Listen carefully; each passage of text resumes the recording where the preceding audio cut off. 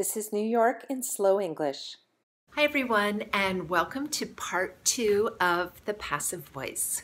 Before we begin, please be sure to click on the subscribe button over here. In part 1 of this video, I showed you a lot of examples of my husband and I using the passive voice during our conversation as we took a hike. In reality, we don't really use the passive voice that often. In reality, we generally speak where the subject is the thing that is doing the action and it's doing it to an object. We expect this sort of construction when we're speaking, and we really do look for it when you are writing. So it's really important for you to be able to spot or to see when you are speaking or writing in the passive voice and then fix it. So first, let's talk about how you can identify the passive voice. There are 3 things to listen for. Number 1, are we using some form of the verb to be? Number 2, are we using a past participle? And number 3, is there a phrase by someone? These are 3 clues that will help you figure out if we are using the passive voice or not. Unless you have a really good reason for using the passive voice, you should work on repairing your sentence by turning it around into the active voice. Last week, a viewer posted this really helpful infographic on my Facebook page. I love this graphic because it shows so clearly how to fix a passive voice when you hear it. Let's look at these sentences a little more closely. In the left column, you can see different English tenses. In the middle, you can see examples of this sentence written in the active voice in different tenses. And on the right, you can see the same sentence written in the passive voice. Now, when we want to fix a passive voice sentence and turn it into an active voice sentence, we start by looking at the verb to be. What is the tense that it is in? This will be the tense in the active voice sentence. Then look at the past participle in the passive voice sentence. This will be your new verb. If you have the words by somebody, then that will be your new subject. If you don't have those words, then you have to guess according to the context of the sentence. Now let's listen to the video again. I'm going to stop it after each example of a passive voice and give you time to write down how you would repair it. Last week, I went to Colorado to visit my daughter, and while I was there, I went to Rocky Mountain National Park.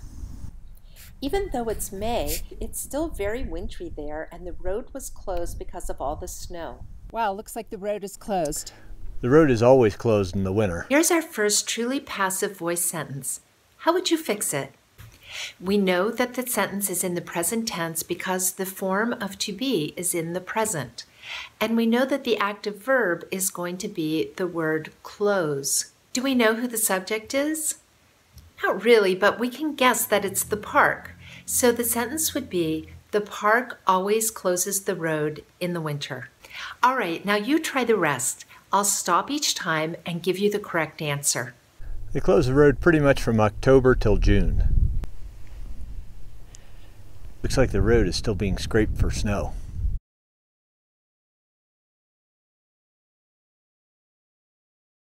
It looks like they are still scraping the road for snow.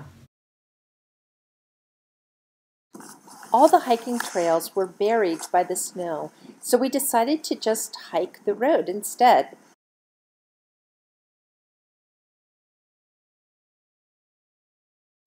The snow buried all the hiking trails. We walked for about 5 miles, climbing steadily up into the mountains, and in all that time we only saw one other person. This road makes for an amazing hiking trail. Yeah, it's not very steep. It was graded for cars.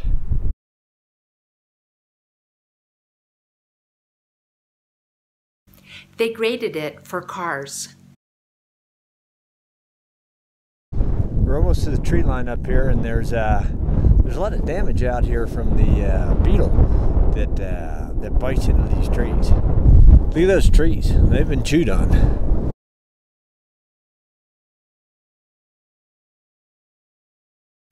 Beetles have chewed on them. These are the high mountains of Colorado, and this reminds me of the Donner Pass and the story of the guys in the 1800s who tried to make it through here. There was a small party of people that were coming up through the pass, and a snowstorm came in, and they were stranded in the middle of the pass over the mountains.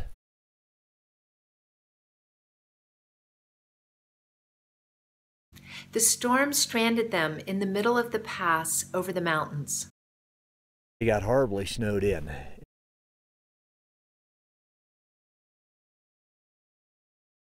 The storm snowed them in. Yeah, I guess their survival skills were really tested.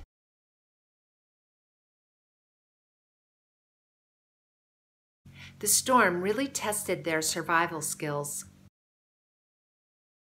And in the end, didn't they have to do something really extreme? In the end, it is said that they ate each other.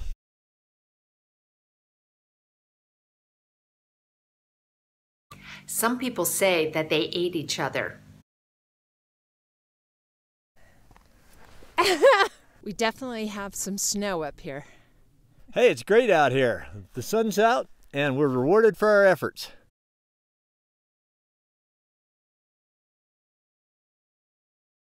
God, or the universe, rewards us for our efforts.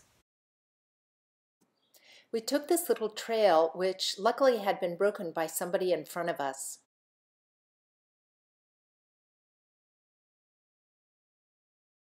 Somebody in front of us had broken the trail. It was named Trail Ridge by the park and was formed from the narrow footpaths that the Ute Indians left behind.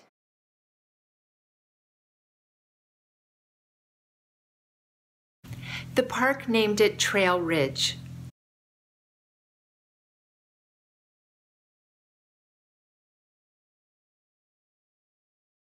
The Ute Indians left behind narrow footpaths that formed it. You can see that the further we walked along this road, the deeper the snow got. These very high walls were carved out of the snow by the snowplows ahead of us.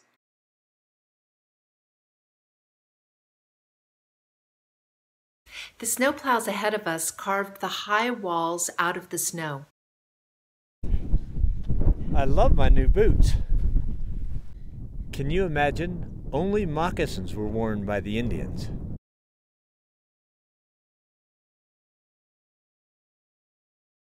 The Indians wore only moccasins.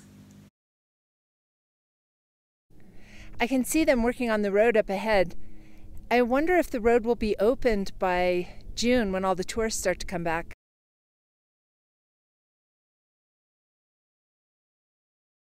I wonder if they will open the road by June. Just before where the snowplows were working, we ran into this very nice man who had run all the way up to the top of the mountain. You went a lot further than we did. So what did you see up there? Yeah, so I went up to Rock Cut, just on the downward side from Rock Cut, and there's huge snowblowers up there that are clearing off the road. So there's probably a good 15, 20 feet of snow beyond there that they're trying to clear off. You can look down and see that the road is being plowed.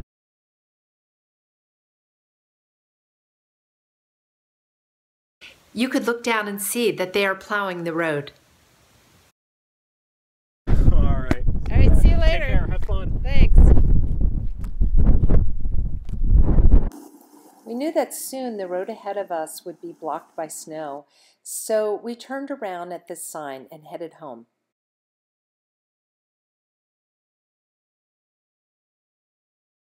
We knew that snow would block the road soon. Okay, so in summary, we use passive voice when we want to put more emphasis on the object, when we want to put more emphasis on the thing that is having action done to it. Sometimes we also might use the passive voice if we don't really know who's doing the action or if we don't really want to say who's doing the action. Otherwise, use active voice. That's what we mostly use, and especially look out for this in your writing. See if you can recognize passive voice sentences by looking for the verb to be in some sort of form, followed by a past participle, and sometimes the phrase by somebody. If you see this, see if you can fix your sentence. Thanks a lot for watching. Be sure to subscribe, and I'll see you next time on New York in Slow English.